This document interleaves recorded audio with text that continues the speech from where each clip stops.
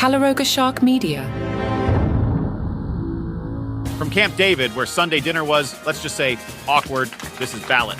That's right. And they didn't even serve ice cream. A quick hey to all the new listeners. It seems people are very interested in this election all of a sudden. Thanks, Joe. And as my catchphrase goes, let's hit this. So, picture this. President Biden stumbles through a debate performance that was about as smooth as a cat trying to moonwalk on sandpaper. And suddenly, the Democratic Party goes into DEFCON 1 faster than you can say, "Where am I?" The Biden camp's response?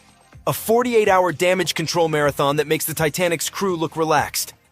They're calling everyone from Chuck Schumer to their second cousin's dog walker, trying to convince them that everything's fine.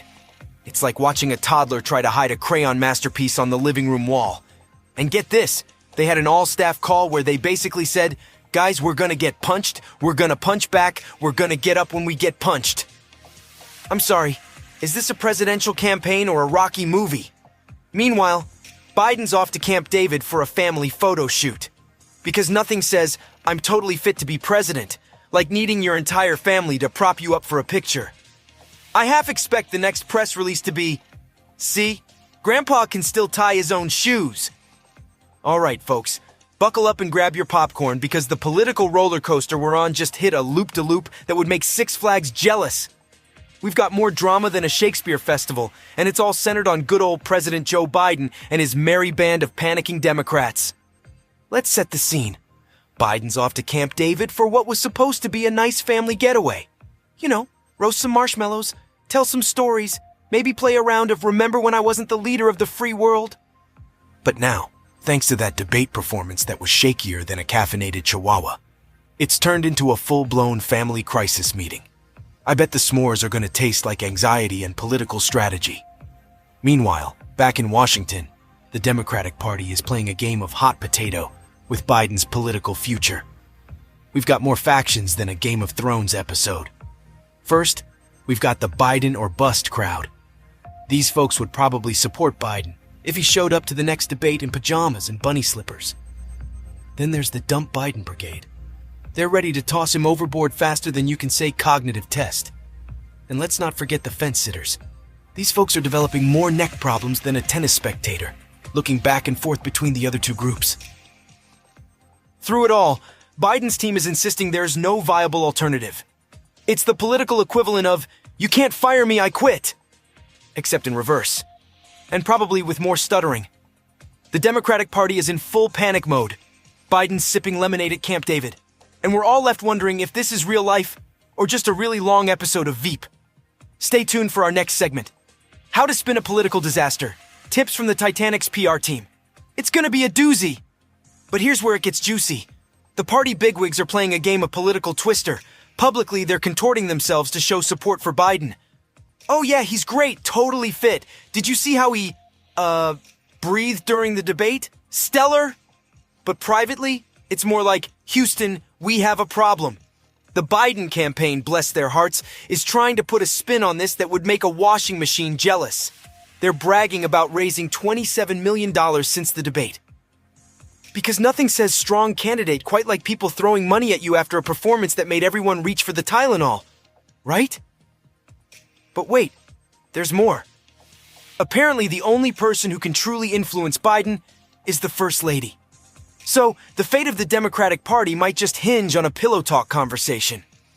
"Honey, do you want to be president? Or do you want to be able to eat ice cream in peace without the entire world analyzing your every bite?" And let's not forget the logistical nightmare if Biden does decide to bow out. It would be like trying to change the lead actor in a Broadway show on opening night.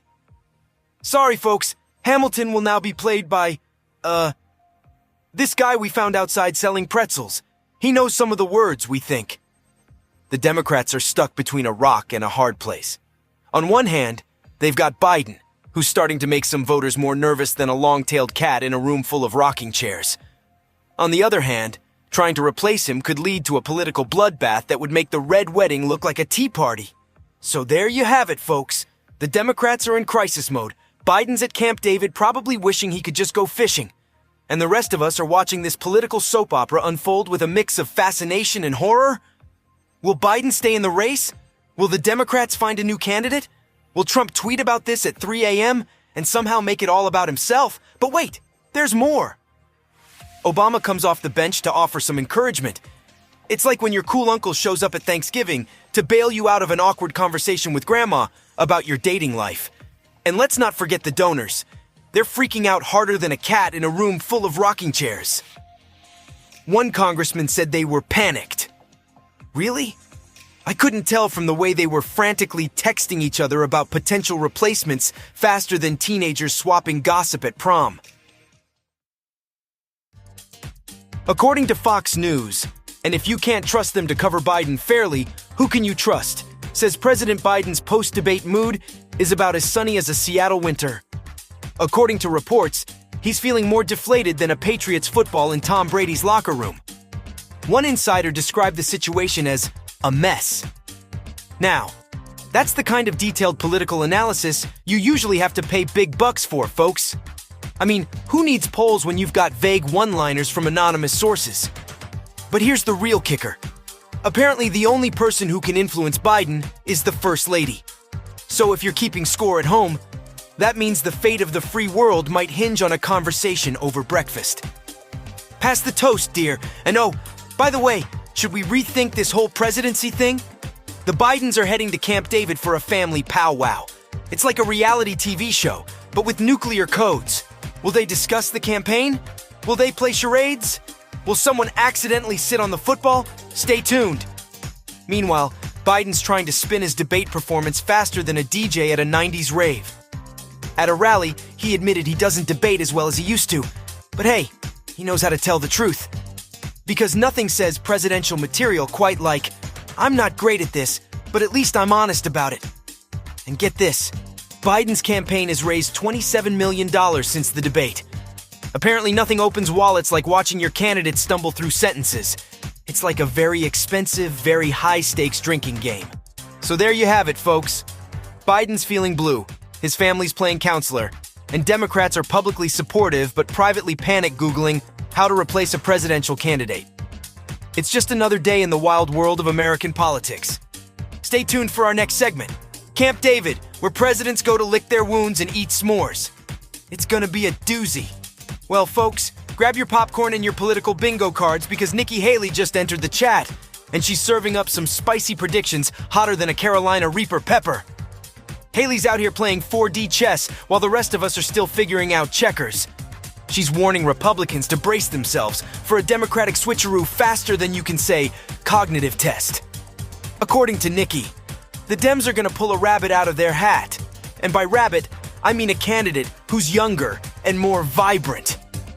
I bet she wishes the Republicans would go with that plan. But here's the kicker. Haley's playing both sides like a political DJ. She's throwing shade at Biden while also side-eyeing Trump's cognitive abilities. It's like watching a high-stakes game of who's got all their marbles. And her solution? Cognitive tests for everyone? Because nothing says democracy quite like treating our presidential candidates like they're applying for a driver's license renewal. So there you have it, folks. Nikki Haley, part prophet, part stand-up comedian, all politician. Portions of today's program were created with the help of AI and a deacon named Mike who said some prayers for us. Thanks, Mike.